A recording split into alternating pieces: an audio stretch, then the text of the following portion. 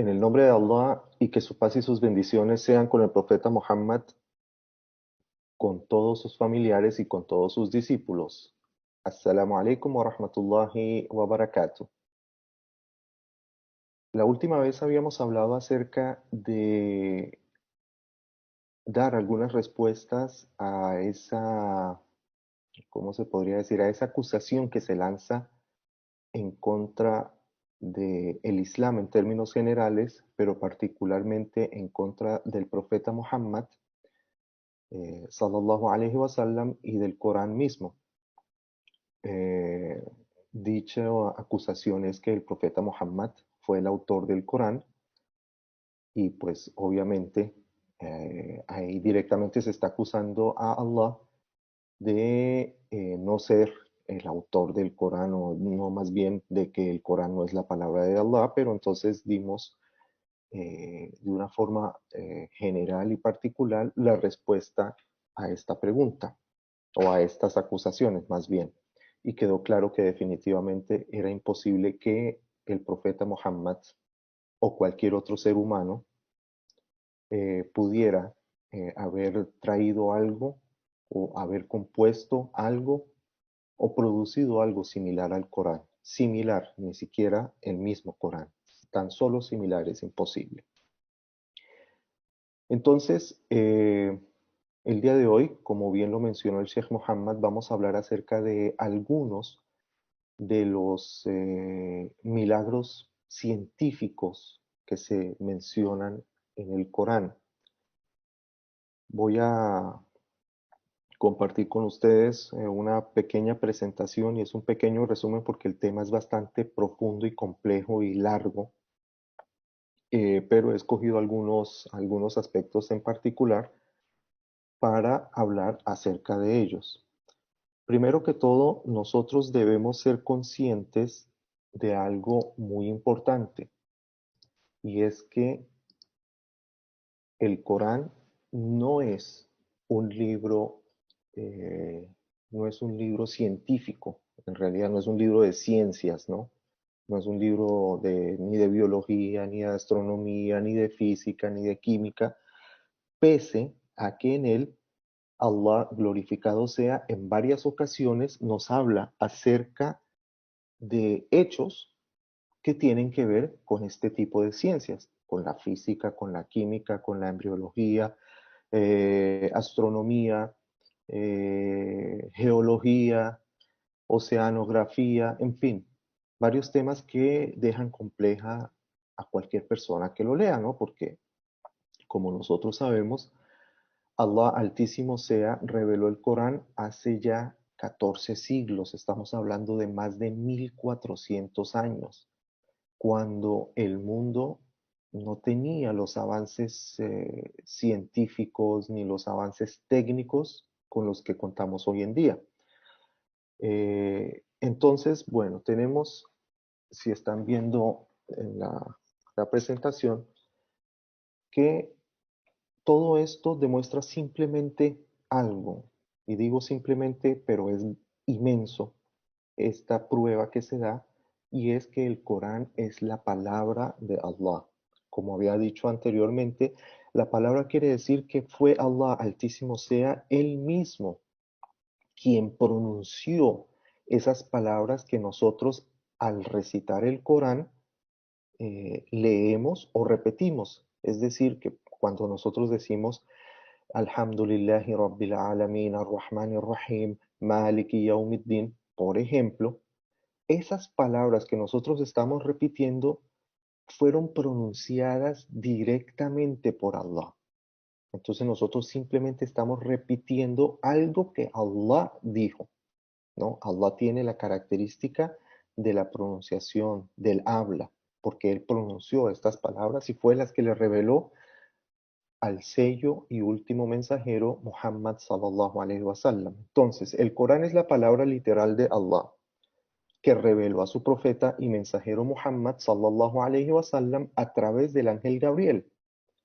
El Corán mismo es el mayor milagro que nuestro Creador le concedió al profeta, y el único de los libros revelados que se mantiene en su forma original. Entonces, eso es importante que lo tengamos en cuenta.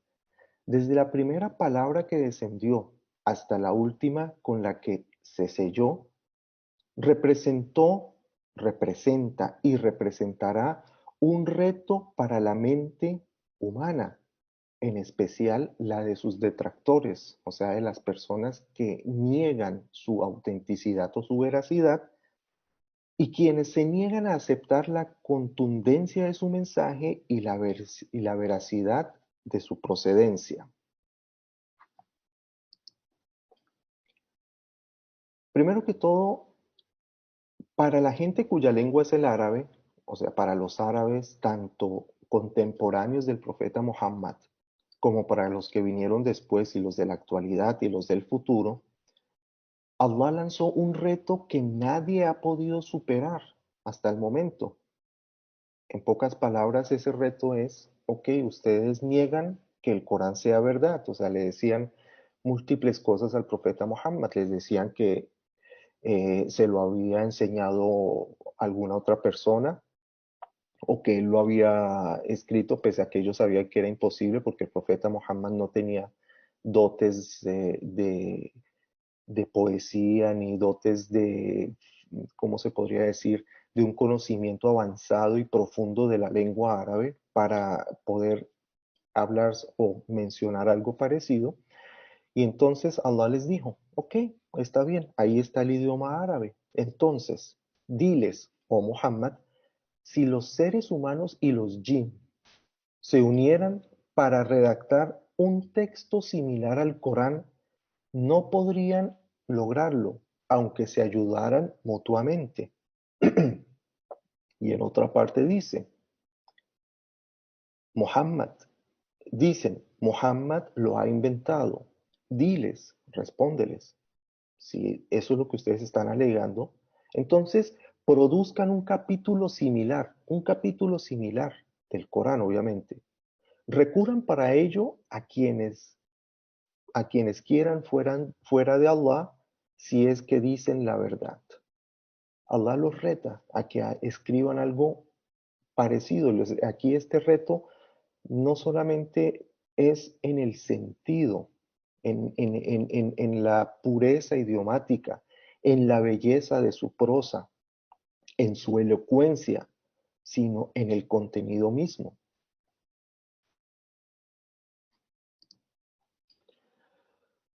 Y este reto también es para toda la humanidad, incluidos los árabes. El reto que lanzó son las enseñanzas y dictámenes que reveló, además de los muchos hechos científicos que por siglos han dejado a las más grandes mentes perplejas, en especial la de los científicos de lo que hoy llamamos nosotros como la era moderna. Pues fue apenas en el siglo pasado, estamos hablando del siglo XX, gracias al avance tecnológico, que muchas cosas que no se entendían del Corán se pudieron comprender. Cuando, por ejemplo, y eso lo veremos más adelante, se hablaba acerca del embrión, pues hasta que no se descubrió el microscopio eléctrico o electrónico, como se le llame, no se pudo comprobar porque eran etapas que el ojo humano y ni siquiera los microscopios o las lentes más poderosas que habían hasta hace apenas unos 100 años podían ver.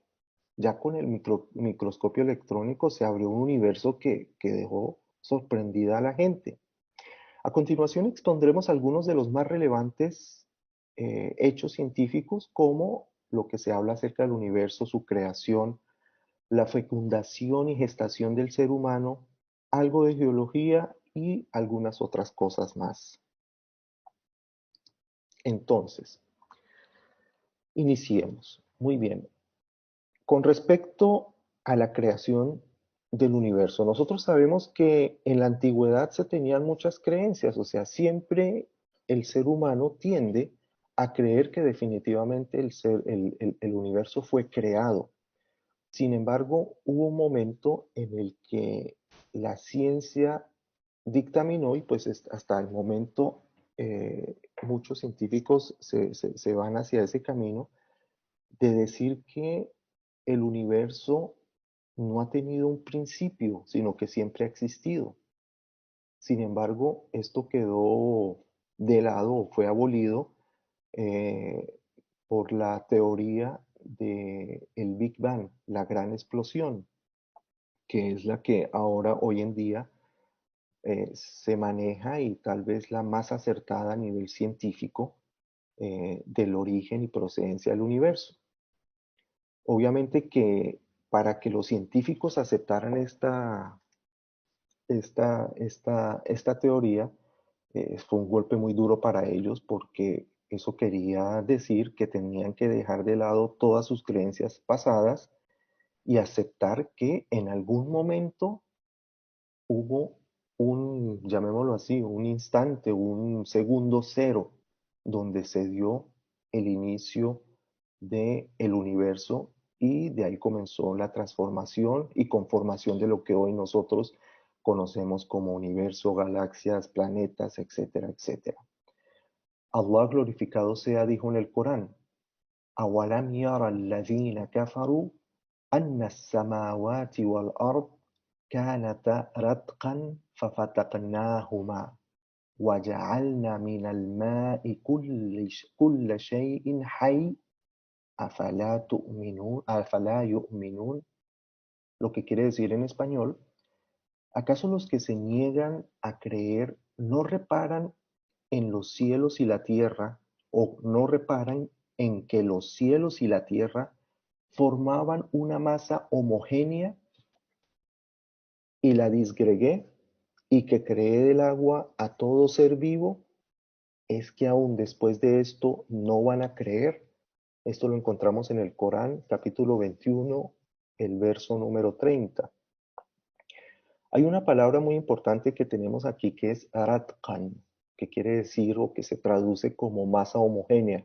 O sea, está diciendo Allah Altísimo sea, y esas palabras fueron pronunciadas, como dije y vuelvo y repito, hace 1400 años, que todo era una masa, o sea, no había absolutamente nada, sino que había una masa homogénea, o sea, todo estaba ahí en una masa, y que de repente hizo que esa masa se separara, se dispersara, que es lo que dice, o sus palabras: fafataqnahuma, las separé. Obviamente, personas científicas musulmanas que interpretan este verso mencionan que este término fataknahuma, separar, es una separación que se tiene que hacer de una forma con fuerza, ¿no? O de una forma violenta. Prácticamente podría ser algo muy parecido a una explosión. Pero curiosamente en este verso encontramos algo muy importante también. No solamente allí se está hablando de que en un momento, en el principio, no había nada, que solamente había una masa homogénea que luego se separó, sea por medio de una explosión, o sea, o por una disgregación, llamémoslo así, sino que además dice algo que es وَجَعَلْنَا مِنَ الْمَاءِ كُلَّ شَيْءٍ حَيٍّ, y que cree del agua a todo ser vivo. En la humanidad, hasta, como dije yo, hasta apenas hace un tiempo, igual que con la teoría esta del Big Bang, menos de un siglo, no se tenía idea de que la vida en realidad proviniera del agua. El ser humano, más de un 70% es agua, los seres vivos igual, y todo depende del agua. Entonces, mire cuántas palabras hay aquí. No sé, 20, 30, 40, 50 palabras. Y en 50 palabras, en 10 frases, digamos así, encontramos dos hechos científicos increíbles.